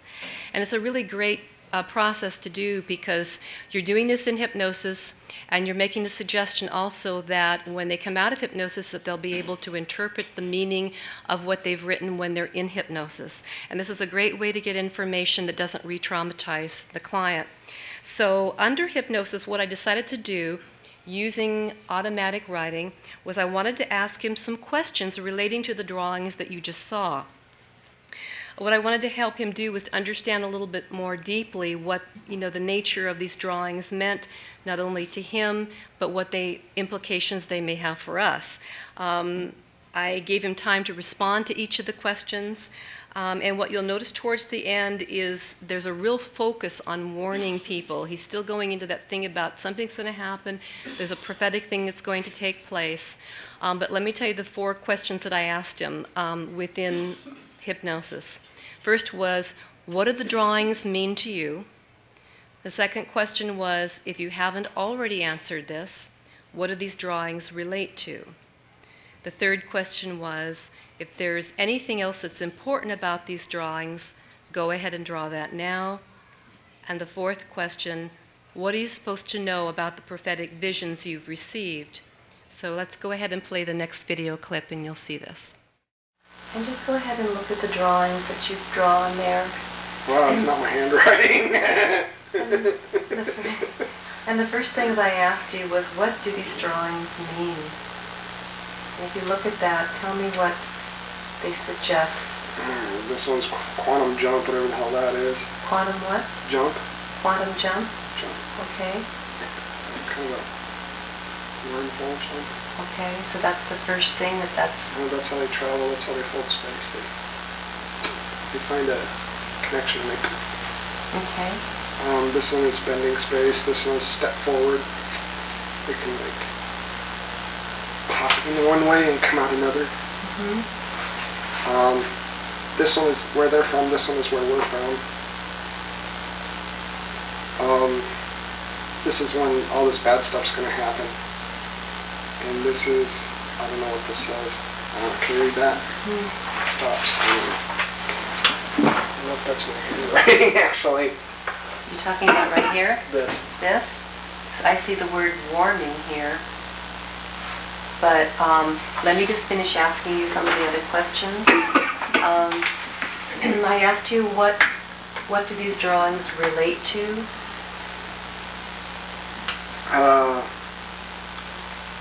How they get here, where they're from, and there's a warning, obviously. And what is the warning about? Something's going to happen, something bad's going to happen. And then I asked you, what is the most important thing about these drawings? That we're supposed to warn people. Okay. I also asked you, what are we supposed to know about the prophetic visions that you've received? That we're supposed to warn people. We're supposed to warn people. Okay. And you're not aware yet of what that is about? No. Okay. I think they think it'll be too traumatic. Because it's not a good thing. And I don't know if it's going to happen this year, next year, or 2 years, but I think it's going to happen sooner than later. And then I asked you the question of why you? Why are you involved? And you wrote something there. And I can't tell you. Did you write that down? Okay, so you got the information. Okay, and was it satisfying to you? Yes, it was. Okay, and you can consciously remember it? I can tell you personally. Okay. But it's not something that you want to share right now? No. Okay, I respect that. Do you want to hold up the drawings of what you've done here so that the camera can see this? Try to get it in...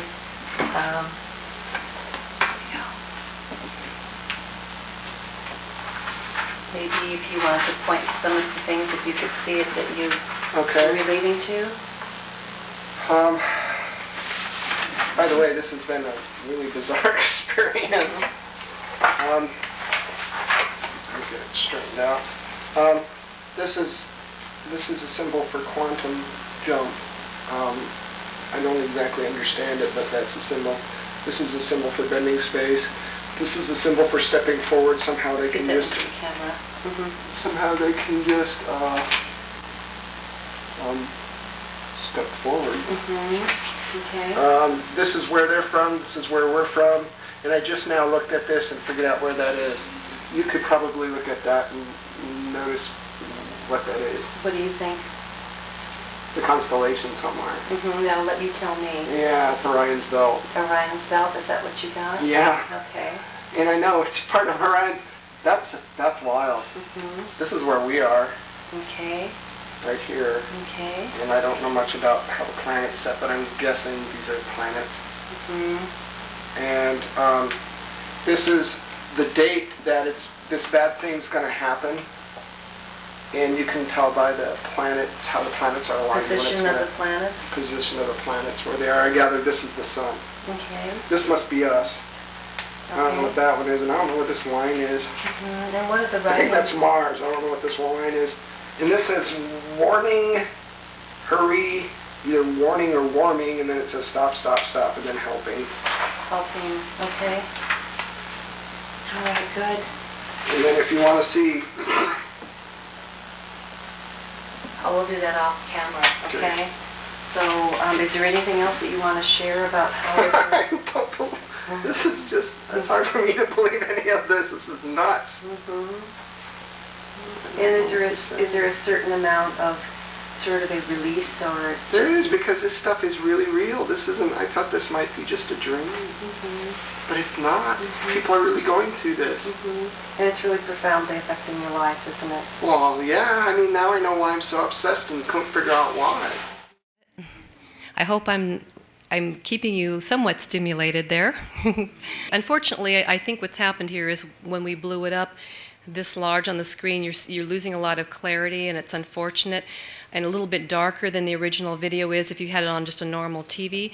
I'm going to show you some close-ups with slides that'll be real clear on some of the symbols that he used, and I'm going to explain them to you also as well. In fact, I'm going to do that right now. This was the first drawing of what he drew consciously that you saw him do. When he said, I could see these symbols in my mind so clearly that I could practically draw them. And I gave him a pad of paper, and he began drawing that first episode where you saw him drawing so profusely. And I want to explain to you what these mean. I think this is absolutely fascinating. This first line here basically is a reference to helium and element 115. And of course, and also apparently it appears to be what they call the most correct ground state electron configuration for element 115, which has not been developed yet. But according to Bernie Heisch, he said it is the best extrapolation that anyone could come up with based on what we know about element 114. And in the opinion of astrophysicist Bernie Heisch, he said there's no way that Stan could have just come up with this in your office on a conscious level on his own. It's not a random guess. You couldn't have done that. And although this is nothing particularly that advanced, and it's not the Holy Grail, and it doesn't tell us anything real significant, the fact that he drew this and he remembered being told this aboard the craft is very, very interesting. Also, I think a lot of you maybe remember some of the early years in ufology when physicist Bob Lazar supposedly worked out at Area 51 and talked about element 115, that was supposed to have been some type of a propulsion, part of the propulsion that was used on some of the back-engineered UFOs that were out at Area 51. So a lot of us have heard about the concept of element 115. And it was so interesting because, as you remember, a few minutes ago, he said that first line represented how they got here. So how in the world would he know that? So how they get here relates to element 115. Also, I want to say that on the same line from here to here, the second half of the top line, that this is one of Maxwell's 4 equations from electromagnetic theory. Now remember again, this is a guy, 4th grade level of mathematics. He's dyslexic. Every time he sends me an email, he misspells words. I mean, here's this guy writing this stuff. Maxwell's equation simply represents or talks about how you can generate magnetic fields from changing electric fields, which is something that happens apparently in the power lines to your house. But nevertheless, it's amazing that Stan could come up with this. over here on the on the far left, he said that this was relating to where they're from. And I thought that was quite interesting because this turns out to be the constellation of Orion. And circled here, we believe, is the star Mintaka, which is one of the stars in the Orion's belt. I let him tell me that, not I didn't tell him that. Also, interestingly enough, he draws, was in response to where we're from. And if you notice, there are 10 planets present on here. If you count 1, 2, 3, 4, 5, 6, 7, 8, 9, 10, plus the sun, and this is us. And I think this circle is supposed to be the asteroid belt.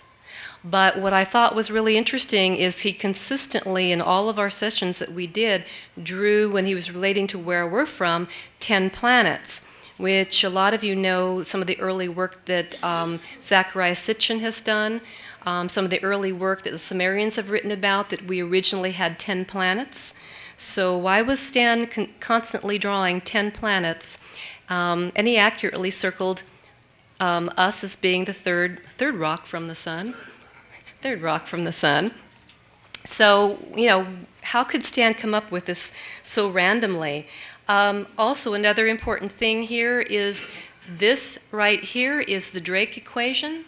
And a lot of you people probably know the Drake equation basically is an equation by which we can come up with the approximate number of possible advanced civilizations in the universe or in the galaxy. And apparently the definition of an advanced civilization is one in which has developed some type of radio transmission capability. In other words, an advanced civilization should be able to, or thought to possess the ability to transmit radio waves. And that is the marker, again, of an advanced civilization. Now, this is absolutely accurate from here to here. This is right through here, the Drake's equation, but he's put here times 100, which Hal Puthoff and Bernie Heisch thought was pretty interesting because it kind of suggests whatever you think is out there, times it 100. That was the kind of feeling that I got from that. Some of the, there's several other symbols here. We are kind of thinking that these were just some symbols he came up with that might have represented wormholes or black holes here. And later I asked him after the session, what does this mean and this mean? And he said, well, he felt this had to do with vast distances of space and that they could do that, they could travel by simply bending space and making it very easy to travel great distances by bending space. Now, where does Stan, know that kind of information?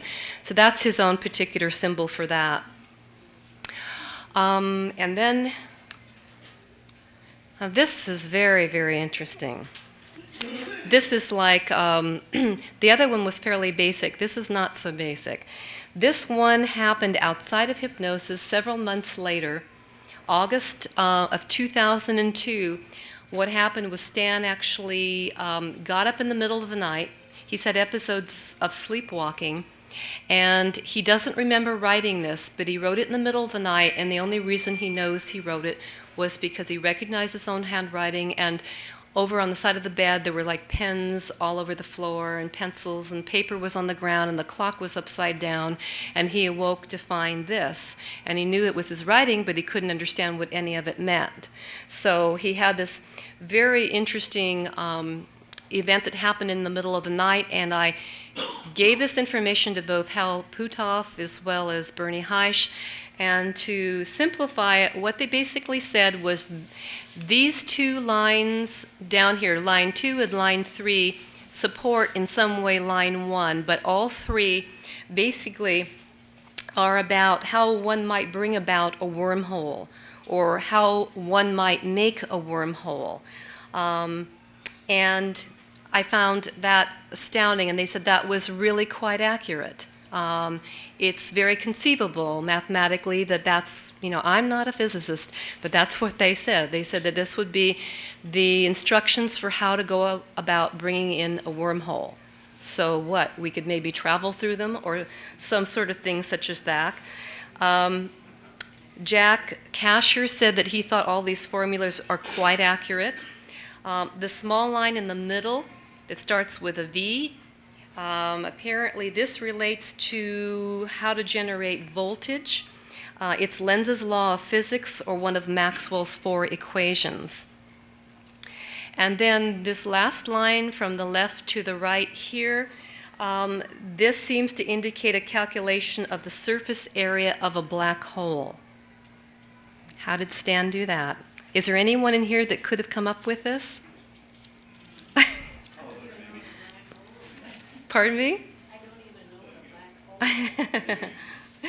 And again, you see kind of a repeat at the bottom of the 2 little symbols that he used for, seemed like bending space. I think that was his own symbol, somehow he came up with, or maybe he was given in some way. But again, this is pretty amazing stuff. Okay, I'm just going to go take that off for a moment. We are at about 1:45, and I've still got more if you're interested in hearing. I don't know how you're all holding up. But what I wanted to do, you're all welcome to stretch if you want, if you don't make any noises, but a lot of people have asked about, okay, first of all, Stan and I and Dr. Jack Casher, Dana Tybalt, and Stan all did a presentation for the International UFO Congress in February of this year in Laughlin, Nevada. And a lot of what you've just seen I presented there, there's been some updates since, but a lot of people have asked, what's happened with Stan since he got back from the conference, since February? You know, what's the latest updates? Well, there's been a lot that's happened with Stan, and some of the events have been subtle, and some of them have not been quite so subtle. And understand that due to confidentiality, I can't share everything, but I will share the things and the events that I can. Stan has had a number of sightings since he got back from the conference. This is kind of an interesting picture here. This was on March 16th at 9:30 p.m. This is on a night with a full moon, and there's what appears to be a green disc down here. But he took original videos of this, and this UFO just zipped all around through the moonlight, and he took a number of pictures. So he just happened to go out one night with his brand new camera, and his wife and he were just standing out on the back deck and wanted to see what they could take pictures of around the moon, so they got that. And then, I'm sorry this isn't very clear, but what you're seeing is the crystal of his watch that's cracked. And what's really strange is that at some point after the conference, he started hearing some very strange tones in his house. They were tones that really were bothering his entire family. They didn't seem to be, if you go outside like 20 feet from the house, you couldn't hear the tones, but you came back inside the house and you could hear it. And he happened to call me one day when he was wearing his watch, and he said, "You've got to hear this," and I actually recorded it. And as he was talking, the crystal on his watch actually cracked from the tone. So I thought that was another interesting piece of information. And then this one, I don't know if you can see it here. This is an unretouched photo. This actually happened on as late as September 7th, just a month ago. There are 3 prong marks here. I'll show you the next slide, which is touched up with ink. You can see the difference. Going back to the original one, he woke up in the middle of his living room at about 5 in the morning and had no idea how he got out there. He didn't think much about it, except this is strange. I know occasionally I sleepwalk, but he went back to bed. And then when he woke up later in the morning, he noticed these 3 prong marks, which, by the way, I see a lot with clients. And in particular, there's a family in the Fort Collins area whose 4 children have been involved with experiences.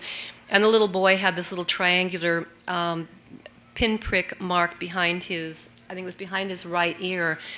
So I don't know what the nature of it is, except that this had dried blood on it. It was not sore. This appears to be a bruise that was in response to whatever was done to him. And he didn't notice it again until he got up in the morning a couple hours after he'd gone back to bed.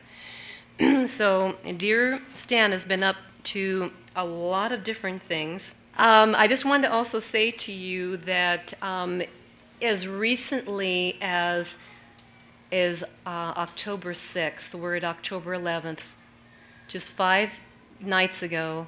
Oh, let me back up. I'm sorry, I missed one. I just kind of want to give you an order. October 3rd, 8:35 in the evening. Stan and his wife were on the way back in a car from a long drive across their state.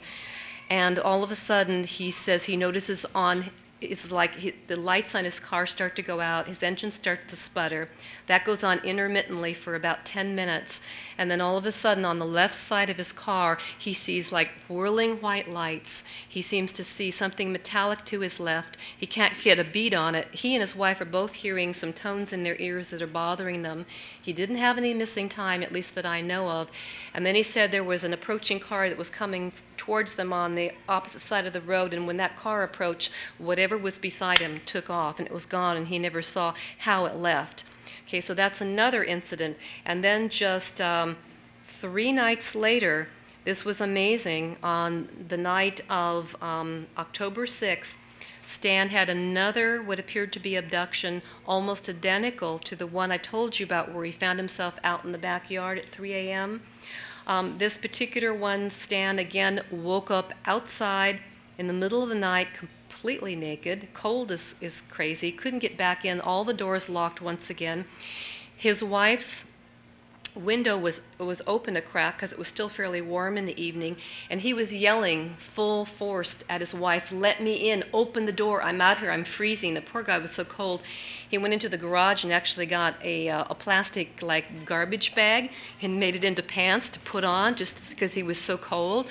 And he was yelling at his wife in the window, and she was not hearing him. It almost seemed as though somehow whatever had happened, that she was switched off in some way. But when he came in, this was the first time to my knowledge he's ever experienced this. His nose was all bloody, and he had a couple of very scratchy marks on either side of his nose. He also had a very strange sort of a crescent scrape mark just behind the front of his teeth on the roof of his mouth. Now, I don't know if any of you have ever had any experiences like that or known anyone who's had that type of thing done in their mouth. Also, it appeared that he'd had something done to his reproductive organs, and for his own confidentiality, I won't get into that. But there is way more to this particular last incident than I can ever tell you, and it will come out. And the one thing I can tell you, which will take you right up to the edge of what I can tell you, is that he also happened to record the sound of the UFO that night. I heard it over the phone because he called me. And I don't know how many of you are familiar with the old Billy Meyer case and the sound of the beam ship that was played. And I know that Bruce Maccabee did a lot of early work, and so did some other researchers on the tones and things. This thing sounded just like that, and he recorded it. But that's not all. There's so much more I can't tell you. Not because I'm trying to be cute, or not because I'm trying to withhold anything, but just because I respect how much someone's comfortable with my sharing publicly about what's happened. But let me say to you this.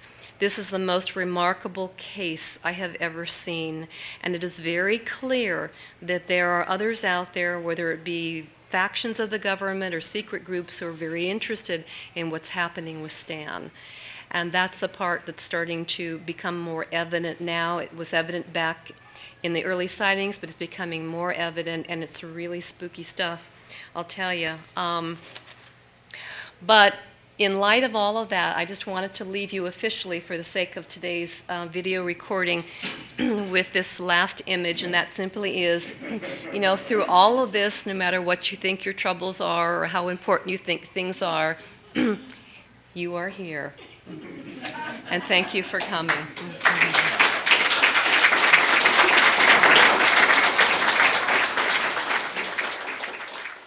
I'm kind of curious about that strange lady. Did Stan make any references to her, or did any information come out about her being some kind of a guardian angel type character or something like that? That's, he had conscious memory of her, and he didn't feel that. We did do a portion of the hypnotic session where I took him back to the 3 different times where she visited him. He felt very uncomfortable with her. He said there was something very strange about her eyes.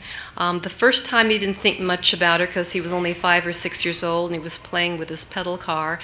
The second time, he was maybe about 7 or 8, and it happened when they were Christmas shopping, living up in Cheyenne, Wyoming, of all places. And she approached the car in the middle of the parking lot and said, "My, what a fine son you have. Oh, that's really weird." And he remembered her. And the third time was in a Denver park when he was about 8 or 9 or 10, I think, and he was swinging, and the same woman showed up, and she sat down on a swing beside him and started swinging and said, "You're very important." A lot of other things that she said. And he said with that, and within the session, he was just totally freaked. He got up and he ran home. He remembered within hypnosis that when he was on the swing, he had seen her before, and he felt very uncomfortable with her. My experience of people who have guardian angel visitations is it's completely a different kind of experience than having, an ET type experience. Guardian angel or angel experiences leave people feeling uplifted, lighter, happier, healed, not confused. And he was very troubled by this woman, whoever she was. I guess she was normal enough that she must have blended in without being questioned, but strange enough that he really noticed her. Very thin, whitish blonde hair, big blue eyes. He doesn't remember seeing her hands or anything, dressed in normal clothes. So I don't think it was a guardian angel of sort. Maybe some kind of a guardian. I think we got a couple more minutes here. I don't know. You said you had a website. Would you give your address? I do. It's www.CFREE, which is CFREE.org. Stands for Center for Extraordinary Explorations, CFREE.org. And there's a lot of all these different topics there, as well as some self-help sections for abductees, and I also do referrals to other therapists. In fact, I know we've got Craig here. If there's anyone in the area that holds support groups or does therapy other than Craig, I like to put them on my referral list because people often email me and say, I need help and I'm in the such and such an area. Who do you have on your database? And so I'll often refer people out if they contact me through the website. Excuse me. Yep. So maybe we could call this good for today, and